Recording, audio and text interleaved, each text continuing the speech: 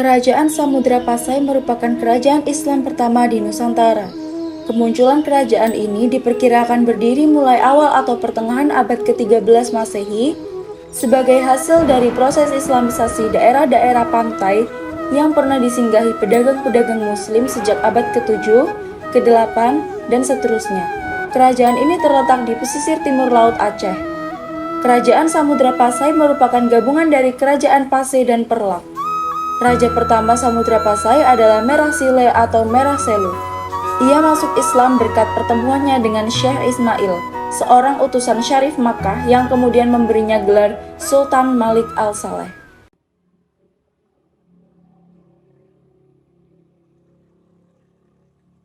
Apa gerangan yang membuat Syekh datang ke kerajaan kami?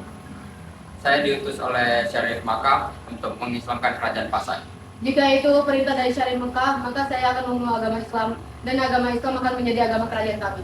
Terima kasih atas ketersediaannya dan mulai saat ini kau akan kuberi gelar Sultan Malik Al-Saleh.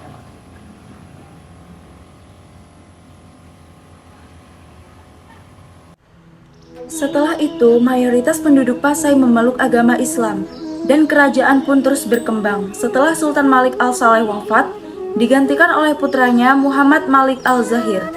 Pada masanya, Samudra Pasai sebagai pelabuhan dagang yang maju dan menjalin persekutuan dengan Kerajaan Malaka, dan Raja pertama Malaka, Prameswara, menikah dengan Putri Pasai.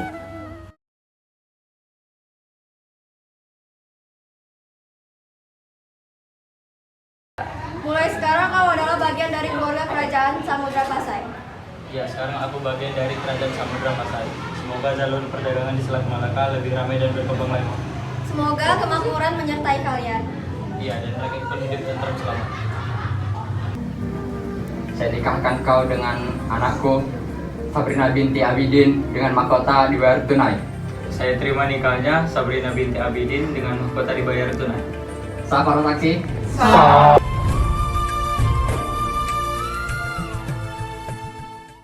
Rakyat Pasai dan Malaka hidup tentram, dan jalur perdagangan pun sangat ramai. Sultan Pasai pun terus berganti hingga pada Sultan Pasai yang ke-12, yaitu Sultan Zain al-Abidin. Ternyata hubungan harmonis antara kerajaan Pasai dan Malaka tidak disenangi oleh pihak Portugis yang telah membangun benteng di Muara Bunggo Jambi. Portugis memandang hubungan dagang dengan perahu layar ini dapat menimbulkan ancaman terhadap kekuasaannya. Itulah sebabnya Portugis melarang hubungan tersebut. Namun larangan tersebut sama sekali tidak dihiraukan oleh Sultan Zain al-Abidin. Pada suatu ketika, datanglah utusan Portugis menghadap Sultan. Utusan ini diterima Sultan dengan baik. Akan tetapi, ketika para utusan menyampaikan pesan-pesan pemerintah Portugis yang berkedudukan di Jambi, Sultan tampak sangat marah.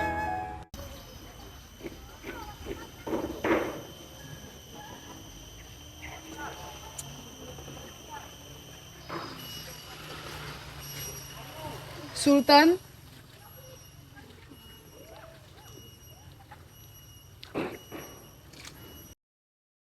kami datang sebagai utusan Portugis untuk menyampaikan suatu hal. Hal apakah itu? Kami meminta Samudra Pasai untuk menghentikan hubungan dagangnya dengan Kerajaan Malaka. Apa?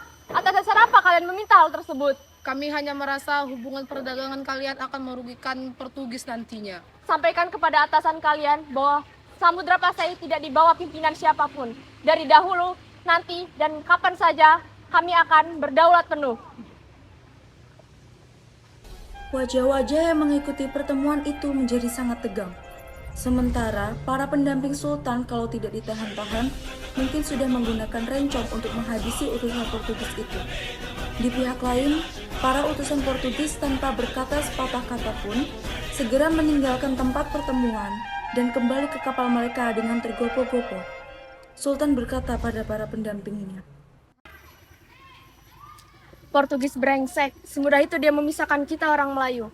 Kalian bersiap-siaplah, mereka tahu betul cara menggunakan situasi. Cepat atau lambat, dia akan menyerang negeri kita. Saya juga berpikir demikian, tuanku. Panglima, siapkan pasukan dan latih mereka untuk menyerang Portugis. Baiklah, tuanku. Sementara itu di markas pasukan Samudra Pasai, Aku sudah tak sabar untuk kembali berlatih perang. Iya, aku juga. Aku yakin pasti kita sehebat para armada laki. Ngomong-ngomong, kemana Panglima? Lama sekali dia datang. Nah, itu dia sedang mencari. Dan apa kalian di sini? Mengapa tidak memulai latihan? Kami menunggu Panglima sejak tadi. Mengapa harus menungguku? Kenapa tidak bisa memulai sendiri? Cepat buat barisan. Siap. Ambil pedang kalian dan kembali ke sini. Siap. 1, 2, 3, 4. Kamu fokuskan pandanganmu ke depan. Lihat titik lemah musuh. Kamu juga. Lanjutkan. Pasukan berlatih menggunakan pedang secara berurutan. Kemudian, Sultan Zain al-Abidin pun datang untuk menguji pasukannya. Bagus Panglima. Kamu pandai membangun armadamu sendiri. Terima kasih Baginda. Saya harap pasukan ini dapat melindungi kerajaan Samudra Pasai. Sementara itu di markas Portugis, sikap Sultan dipandang Portugis sebagai alasan untuk menyerang Samudra Pasai. Portugis segera menyerang dengan mengirimkan pasukan yang sangat besar.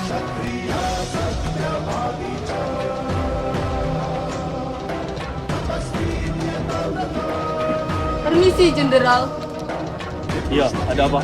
Jenderal, Kerajaan Samudra Pasai menolak untuk menghentikan kerjasamanya dengan Kerajaan Malaka. Oh, seperti itu. Iya, Jenderal.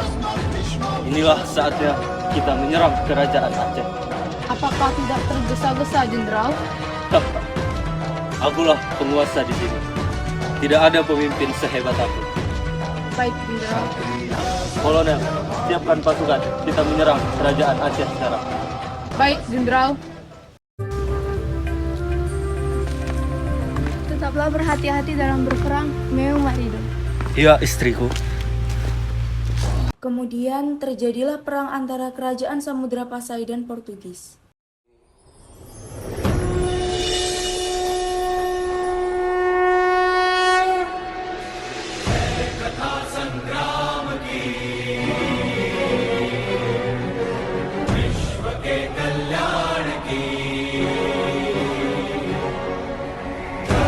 Inilah saatnya. Serang! Semuanya bersiaplah untuk menyerang Portugis. Serang! Allahu Akbar!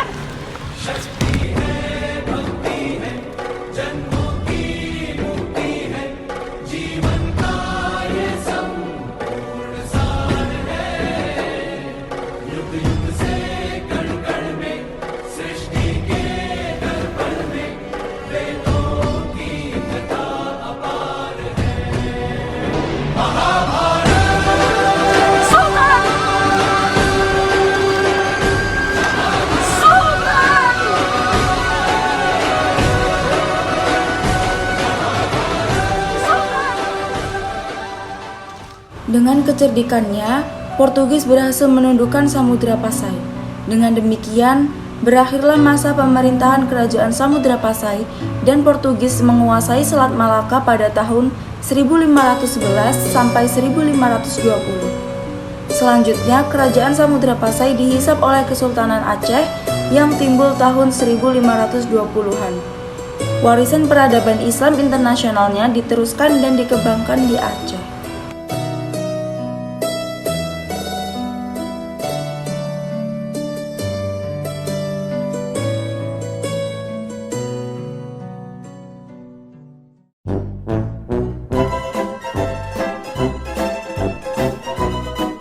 Kau dengan anakku, Sabrina.